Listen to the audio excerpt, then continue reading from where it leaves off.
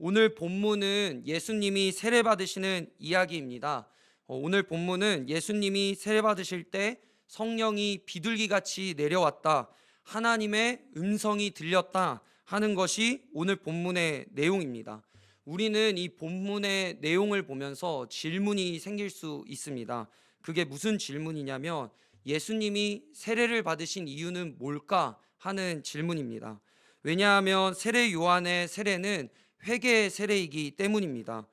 회개는 죄 지은 사람이 하는 것인데 예수님은 왜 세례를 받으셨을까 하는 것이 우리의 질문입니다. 오늘 본문 4절은 이렇게 이야기합니다.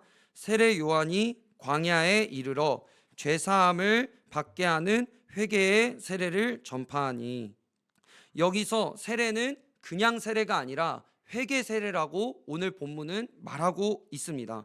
그렇기 때문에 우리는 예수님도 회개할 죄가 있는가? 라는 질문을 계속 할 수 있습니다. 누가복음에 가면 조금 더 자세히 나오는데요. 누가복음 3장에 보면 요한의 세례를 상세하게 기록해 놓고 있습니다. 세례받는 사람들이 우선 다 죄인들입니다. 당시 세리는 죄인입니다. 사람들이 그렇게 생각했습니다. 그리고 군인들도 당시 죄인입니다. 그래서 군인과 세리들이 찾아와서 자신들의 죄를 고백하고 요한에게 세례를 받게 됩니다. 그러면서 이런 이야기를 하죠. 선생님, 내가 무엇을 하여야 하리이까? 그랬더니 세례 요한이 탐심을 버려라 라고 말하는 것이 세례 요한의 핵심 메시지입니다. 이런 맥락에서 요한의 세례는 회개 세례인데 예수님은 왜 세례를 받으셨냐라는 것이죠. 이런 질문이 오늘 본문에서 나오게 됩니다. 이런 이유로 세례 요한도 예수님이 세례를 받으러 오셨을 때 어떻게 하죠? 세례를 바로 주나요? 그렇지 않죠. 세례 요한도 반대했습니다. 마태복음 3장 14절 말씀인데요. 내가 당신에게 세례를 받아야 할 터인데 당신이 내게로 오십니까? 라고 이야기합니다. 아니, 예수님, 내가 당신에게 세례를 받아야 될 사람인데 당신이 나에게 세례를 왜 받는다고 말씀하십니까? 라고 이야기합니다. 예수님이 이런 그 질문에 이렇게 대답하시죠. 모든 것이 하나님의 의를 이루기 위한 것이다. 그래서 이와 같이 하여 모든 의를 이루는 것이다 라고 말씀하십니다. 그러면 예수님이 말씀하신 의가 무엇일까요? 예수님은 세례를 받으실 필요가 없는 분인데, 죄를 회개할 죄가 없으신 분인데, 여기서 예수님이 말씀하시는 의는 예수님께서 죄 지은 인류를 대신해서 세례를 받으신다는 것을 말씀하고 있는 것입니다. 예수님의 이 세례는 다시 한번 나오는 장면이 마가복음 10장에 나오는데요. 그 10장에 예수님은 이렇게 말씀하십니다. 내가 마시는 잔을 너희가 마실 수 있느냐? 내가 받는 세례를 너희가 받을 수 있느냐라고 말씀하십니다. 여기서 예수님이 말씀하시는 잔과 세례는 무엇이죠? 우리가 잘 알고 있다시피 십자가입니다. 그렇기 때문에 예수님의 세례나 예수님의 그 잔은 다 우리를 위한 것입니다. 그래서 죄 없으신 예수님이 인류를 대표해서 그 죄를 사하기 위해서 십자가를 지셨고, 그 세례가 마가복음 10장에 가면 십자가 사건으로 이어지고 결국 예수님은 십자가에 달리시게 되는 것입니다. 이런 이유로 예수님이 세례를 받으신 이유는 우리의 죄 때문에 대신 세례를 받으신 것입니다. 예수님이 갈릴리에 오셔서 첫 번째 하신 일은 세례를 받으신 것입니다. 예수님의 세례의 의미가 무엇이냐면 예수님에게 공생애를 시작하시면서 새로운 역사의 시작을 알리는 중요한 행위입니다. 그래서 세례를 받는 우리는 예수님을 주로 고백하고 또 예수님을 주로 고백하는 사람들에게 새로운 역사를 알려주는 것이 세례입니다. 세례를 받기 전까지는 이 인생에서 내가 주인이 돼서 살겠다, 내 마음대로 삶의 선택을 하고 내가 좋은 대로 살고 내 눈에 보이는 대로, 내 눈이 좋은 대로 내가 보면서 살겠다라고 말하지만, 우리가 세례를 받을 때는 우리에게 세례의 의미는 예수님을 주로 고백하고 이제 이 인생길에 내가 혼자 살지 않고 주님이 인도하시는 그 길로 가겠다. 이제는 내 인생을 내가 마음대로 살지 않고 나의 주 되신 그 주님의 길을, 그 주님의 인생을 살아가겠다 하는 것이 세례의 의미입니다. 그렇다면 오늘 예수님의 세례에서는 어떤 일이 일어났을까요? 마가는 본문에서 세 가지를 기록합니다. 담임 목사님도 저번 주 금요일 날 말씀하셨는데요. 마가의 문장은 짧고 단순합니다. 마가는 화려한 문체나 어려운 문장을 사용하지 않습니다. 마가의 그 말은 단문인데 그 단문은 우리에게 굉장한 깊은 내용과 의미를 전달해 주고 있습니다.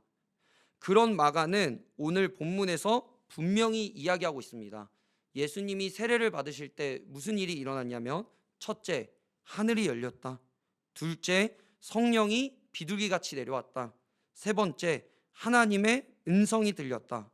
아주 단순하고 간단한 문장입니다. 다시 한번 우리가 기억해 볼까요? 첫째, 하늘이 열렸다. 둘째, 성령이 비둘기같이 내려왔다. 세 번째, 하나님의 음성이 들렸다 라고 말하는 것이 마가의 말입니다. 첫째는 하늘이 열렸다는 말입니다. 정확히는 하늘이 갈라졌다라고 이야기하고 있는데요. 다른 복음서 저자인 마태와 누가는 이 부분에서 하늘이 열렸다라고 말하고 있습니다. 그런데 마가는 열렸다고 표현하지 않고 갈라졌다라고 표현하고 있습니다. 더 정확한 의미는 갈라져서 열렸다라는 말이죠. 갈라졌다는 뜻은 어떤 뜻이 있냐면, 마가가 1장에서 하늘이 갈라졌다는 얘기를 마가복음 15장에서 다시 이야기하고 있습니다. 그때는 무엇이 갈라졌냐면, 예수님이 십자가에 죽으실 때 휘장이 갈라졌습니다. 그래서 위로부터 아래까지 휘장이 쫙 하고 갈라진 것이죠. 원래는 휘장이 갈라질 수 있을까요? 갈라질 수 없겠죠. 휘장이 떨어지면 떨어졌지 갈라질 수는 없는 것입니다.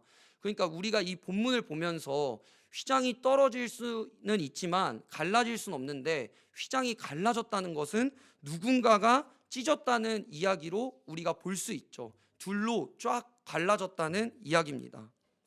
하늘이 갈라졌다는 말은 하나님이 가르셨다는 말입니다. 하나님이 쫙 여셨다는 말이죠. 성경 전체에서 하늘문이 열린 건 세 군데에 나옵니다. 첫 번째는 오늘 본문에서 나오고, 두 번째는 사도행전 7장에 스데반이 순교할 때 하늘이 열리게 됩니다.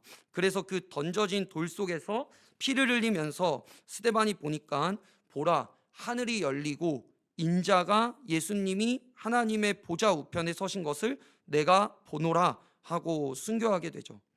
스데반이 죽은 것을 보시고 하나님이 하늘문을 여셨습니다. 그러면서 스데반에게 그 하늘의 영광을 순교자의 눈에 하나님이 보여주신 것입니다. 마지막 세 번째는 어디냐면, 하늘에 열린 곳이 계시록 4장에 사도 요한이 하늘이 열리고 그가 천국에 가서 천국 비밀을 보고 쓴 책이 요한 계시록입니다. 성경에서 이 세례가 얼마나 중요하냐면, 그것은 하늘문이 열렸다는 것에서 우리가 알 수 있습니다. 성경에서 세 군데밖에 나오지 않는 이 하늘이 열린다는 표현이 오늘 우리가 세례받을 때 그 본문에서 볼 수 있는 표현입니다. 그런데 마가는 열어주셨다는 말을 무엇으로 강조하냐면, 제가 앞에 얘기했지만 갈라짐으로 표현하고 있습니다. 하늘이 갈라졌다라고 말하고 있죠. 하나님이 하늘을 여셨습니다. 누가 닫겠습니까? 하나님이 하늘을 여셨을 때는 닫을 사람이 아무도 없습니다. 이 전능하신 하나님이 그리스도 예수 안에서 우리에게도 하늘문을 열어주셨습니다. 그것이 오늘 바로 본문에 나오는 예수님에게 하늘을 열어주셨다는 말이죠. 그 그리스도 안에 있는 우리에게도 하늘문이 열리면서 계시가 내려오고 우리가 예수가 누구인지를 알게 되고 하나님의 사랑과 은혜를 받게 되는 백성이 된 것입니다. 이것이 하늘이 열렸다는 것입니다. 만일 하늘이 닫히면 비가 오겠습니까? 하늘이 닫히면 이슬이 내리겠습니까? 땅이 척박해지고 아무것도 이 땅에선 열매를 맺을 수 없게 됩니다.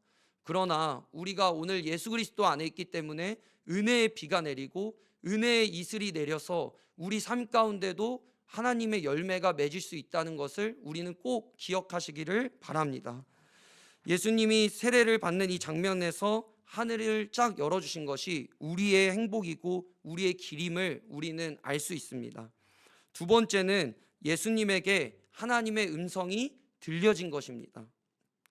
역사 신학에서는 예언이 끝이 난 말라기와 그 다음 새로운 시대의 시작인 신약 사이에 약 400년 동안의 기간이 있다고 말하고 있습니다. 그 기간을 침묵기라고도 하고 암흑기라고도 하고 하나님의 중간사라고도 말합니다. 왜냐하면 이 하나님의 계시가 400년 동안은 아무런 계시가 없었기 때문입니다. 아무것도 내려오지 않았다는 것이죠. 우리가 앞에서 얘기를 나누었지만 우리 지금 이 설교를 듣는 우리로 따지자면 하늘문이 닫힌 그 400년의 기간을 침묵기라고 부른다는 것입니다. 선지자도 나타나지 않고 하나님께서는 어떤 글도 주시지 않았습니다. 그래서 하나님의 말씀이 없었던 시대에 예언자나 선지자도 등장하지 않았고 하나님의 말씀도 임하지 않았던 그야말로 하나님의 침묵이 지배하던 시대를 우리는 중간사라고 이야기하고 있습니다. 그런데 예수님의 오심으로 천사가 나타나서 계시가 시작되게 됩니다. 내가 아이를 잉태하리니 이름을 예수라 하라. 그리고 사가랴에게 또 엘리사벳에게 나타나서 세례 요한의 잉태를 말하고 있습니다. 그것이 계시의 시작입니다. 그런데 우리가 여기서 볼 거는 천사가 이야기한 것입니다. 또 선지자가 이야기했습니다. 한나가 이야기하고 시므온이 이야기했습니다. 그런데 하나님이 직접 이야기하신 사건이 일어난 것입니다. 그게 바로 오늘 본문입니다. 하나님이 직접 인류를 향하여 당신의 아들을 향하여 직접 이야기하신 사건이 오늘 본문을 읽은 우리가 오늘 본문을 읽은 본문입니다. 바로 오늘 본문인 예수님의 세례 사건에서 하나님의 음성이 인류를 향해 다시 들려왔습니다. 왜냐? 예수님의 등장 때문이죠. 그래서 이 현장은 천사의 방문이나 선지자의 예언 정도가 아니라 하나님이 직접 말씀하신 사건이 되는 것입니다. 이게 얼마나 놀라운 소식입니까? 그런데 이 역사적인 순간에 하나님은 어떻게 말씀하시냐면 이렇게 말씀하시죠. 우리가 같이 마가복음 1장 11절 오늘 본문을 같이 읽어볼까요? 시작. 하늘로부터 소리가 나기를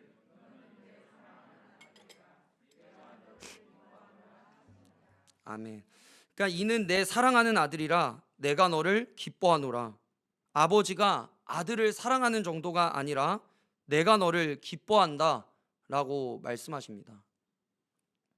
내가 너를 기뻐한다. 저도 저희 부모님한테 이런 말 잘 안 들어본 것 같아요.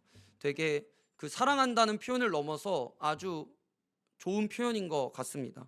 그 헨리 나우엔이라는 사람이 쓴 책이 있습니다. 이는 내 사랑하는 자라 라는 책에서 한 예화가 나오는데요. 그것이 무엇이냐면 유대인들은 12살이 되면 미츠바라고 해서 회당에서 성인식을 해준다고 합니다.